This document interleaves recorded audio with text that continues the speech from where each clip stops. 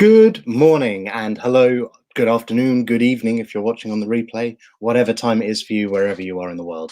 Let me know if you are watching this on the replay. Let me know in the comments when are you watching it and where are you watching it from. It'd be great to know. Hello and welcome to the next episode of my series of exploring cognitive biases. Very brief summary: cognitive biases are shortcuts, mental shortcuts that we take to make it quicker and easier for us to process information and make decisions. That's basically it. They can be really, really useful. They can also be really difficult and get in the way a lot. Many of them have evolved over time as we've evolved to make it easier for us to process information, etc., and to keep us safe. In this modern world, where we evolved at a much greater rate technologically and culturally than we have physiologically, we still rely on a lot of these biases. But when we don't realize that we're relying on them, it's very easy to allow them to actually get in our way and cause us bigger problems. And today's example is no different. Today, we are talking about gambler's fallacy. Gambler's fallacy is also sometimes known as the fallacy of maturing chances, which just sounds really poncy, doesn't it, comparatively? It's really simple. It's something you've probably experienced yourself to some extent, or at least will have seen or witnessed other people thinking this way. See, numbers, and I can see James Chisholm, regular of the show, thanks for watching, buddy, he does my numbers for me. I like to focus on words. He's my accountant. I'm not a numbers man, I'm a words man. But numbers can be really confusing and complicated for us, even for those of us that understand numbers well and that do like them, because they often, a lot of how we use numbers or how we interpret numbers is kind of unintuitive or counterintuitive. We make certain assumptions and we want to believe things and we assume things that actually aren't true. And this is where gambler's fallacy comes in. So before I explain too much more about it and what it is and how it works, I'm going to ask you a couple of questions, and I'd love to see your answers in the comments. And if you're watching on the replay, still whack them in the comments, because it'd be great to be able to come back and see what people said. So firstly, if I toss a coin 9 times in a row, it comes up tails.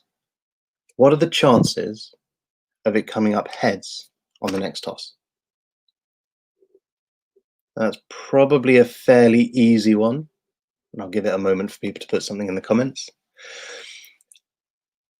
And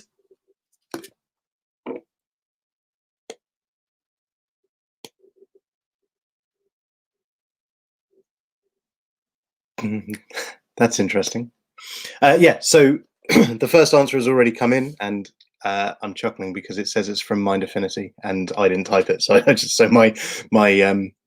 my business Facebook page is talking to me. I don't know who it is, but obviously someone is one of the admins on my page is struggling to comment as themselves. That's excellent. Yes, so as someone and Sarah Higgs both say, it is indeed 50-50. So it's always a 50-50 chance when you toss a coin that it will be heads or tails. And it doesn't matter how many times in a row it's been head. It's Chisholm, of course it's Chisholm. Chisholm! Always breaking technology. I don't know if you're on the desktop or laptop, but you should be able to click and change it. But you know what? Don't worry, just carry on pretending to be me. I can't blame you for wanting to be me. I'm pretty awesome. Anyway, yeah, so every time you toss a coin, it's a 50-50 chance, regardless of what has happened before. And that's what the gambler's fallacy is really all about. It's believing or expecting or misrepresenting and misunderstanding the chances of something happened based on what's gone before. Or so you, in other words, something that hasn't happened very much, you expect to have a far greater chance of happening, and vice versa. Something that's happened lots, you expect is less likely to happen again. And it's a fallacy because it just doesn't actually make any real world sense, but it's really easy to believe that. Another example is dice. If I roll a dice and I expect that roughly 1/6 of the time it's going to come up with a 6, because that's the odds, 1 in 6. If I roll that 20 times and I still haven't had a 6, it's still a 1 in 6 chance of it being a 6. But we have a tendency to assume that it's got to come up with a 6 soon because it's due one, because it hasn't had one for so long. And that's just not right. But it's really understandable that we think that way and that we see it that way. And it's obvious when you're talking about coins and dice. It's kind of easy to understand what I'm explaining. But this fallacy and other related thoughts go way beyond the simplicity of flipping a coin or rolling a die. For example, we just struggle as humans to really fully comprehend statistical chance without actually looking at and analyzing the numbers behind it. So an example of this would be if you go on holiday and you bump into an old friend or a friend from back home or whatever, and you go, "Oh, Wendy, what are the chances of seeing you here?" Don't know why it's Wendy. What you're naturally thinking is that it's a really low chance that you and that person are going to meet at that place at that time. And actually, you're right to an extent. It's not that likely that you, specific person, will meet that specific person in that specific location at that specific time. But what you're not allowing for in that thought process is that actually, had you not met that person there at that time, you wouldn't be questioning it. And what you should really be thinking about is, what are the chances of you being somewhere other than home and bumping into someone that you know from back home or from somewhere other than the place that you are at some point at some time? And suddenly you realize that it's bound to happen, especially if, like me, you know a lot of people, you network a lot, or you speak to lots of people. Of course you're going to bump into someone somewhere. But what you do is you think about, what are the chances of it happening right now in this moment, as opposed to what are the odds of something like that happening at some point. So we fool ourselves and we get very easily confused by statistics. Okay, time for another question. And if you know the answer, great, chuck it down and show off. If you don't, take a random guess. It's all good. So what do you think the chances are in a group of 23 people of having, so random group of just 23 people, what are the chances of 2 of those people sharing the same birthday? I mean day and month. The year is irrelevant, so just day and month. So let me know in the comments now, what are the chances of 2 people having the same birthday in a group of 23?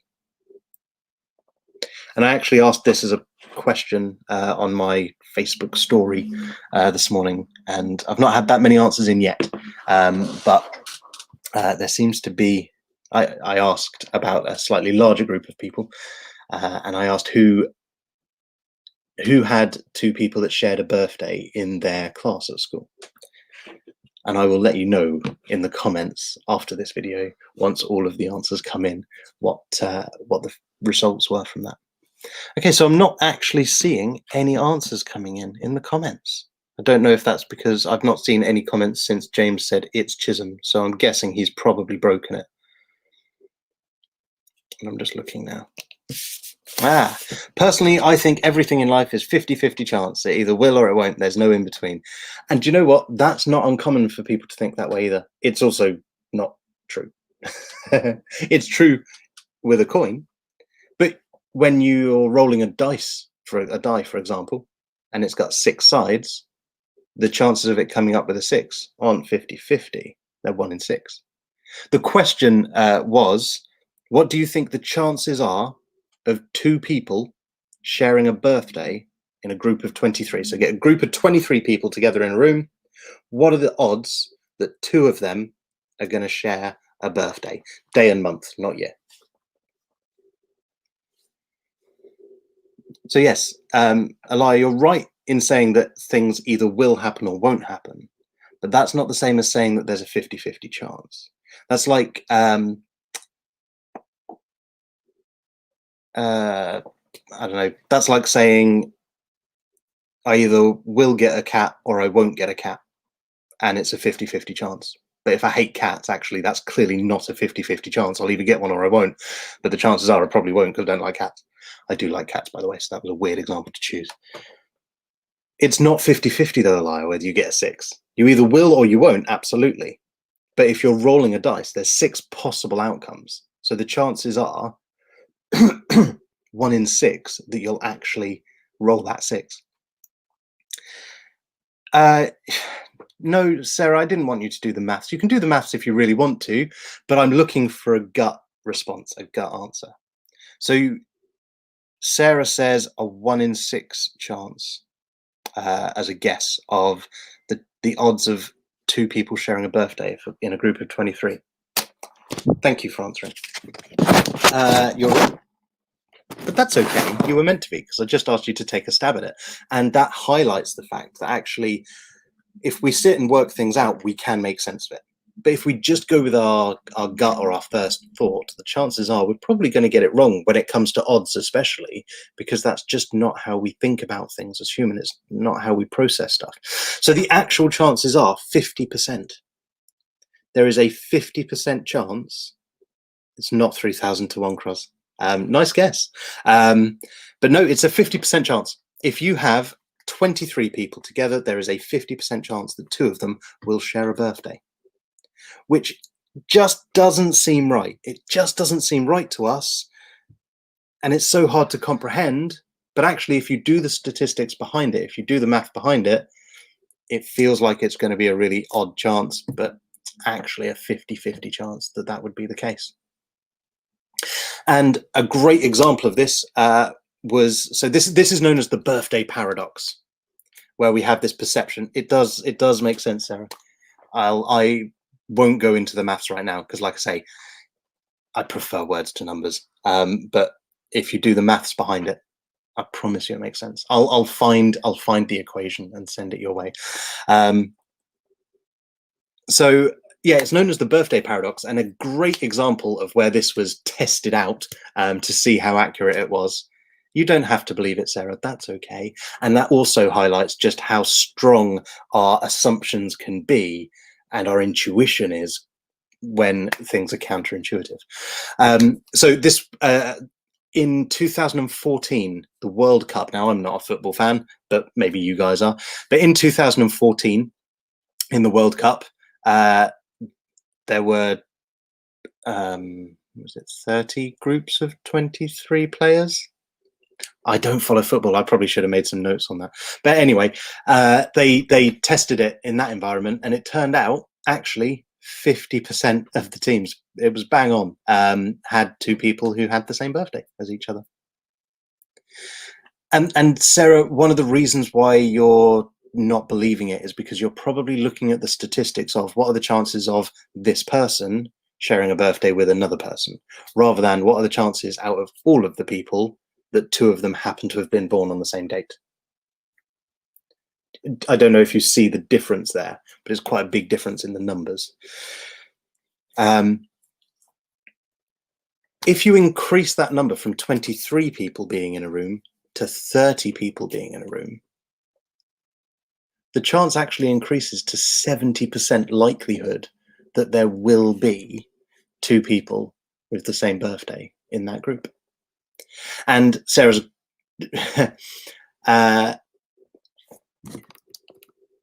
Kat says, I share a birthday with 3 others in a small friendship group at ice hockey. There we go. There's a great example of it. So ultimately, gambler's fallacy is believing that the chances of something happening are far greater than they really are because it hasn't happened as much before, or believing that it's far less likely to happen than it really is because it's happened so much before. It's what keeps casinos in business hugely, especially slot machines. Just keep putting the coins in. It hasn't paid out yet. Got to keep going because then the next one's more likely to be a payout. Anyone who's ever worked in a convenience store or similar that sells scratch cards, you will have seen this. I know I did when I worked in retail. People deciding what scratch cards to buy based on what previous people have bought or who's won what, and yeah. But the odds stay the same regardless of what our perception of them is. And I think that's an important lesson for life. And when you're thinking about cognitive biases in general, is to recognize that they are there and we think that way, whether we intend to or not. With statistics, the great thing with the gambler's fallacy, it's relatively easy when we're talking about a coin toss or a dice roll. But as we look at more complex things, it's really easy to make those assumptions and those mistakes. But we can test for it. We can go away and we can do the maths, or ask someone else to do the maths, or look into it, or think about it differently and work it out and actually see where we're at with it. And as with all of the other cognitive biases that I've been talking about in this series, and if you've not seen them, just head to the Mind Affinity YouTube channel and you'll see them on there. Just look for that logo. And yeah, by taking the time to stop and think about it and be logical, we can recognize that bias coming into play, which means we can control for it.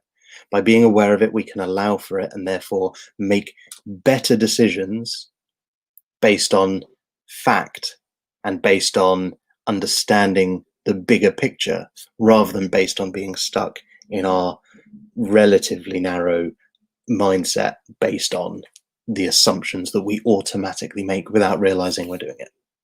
So that's this week's cognitive bias, gambler's fallacy. If anyone's got any questions, whack them in the comments now. If you're quick, I can answer them now while I'm live. If you're watching on the replay, still pop your questions and comments below and I will come back to you and respond.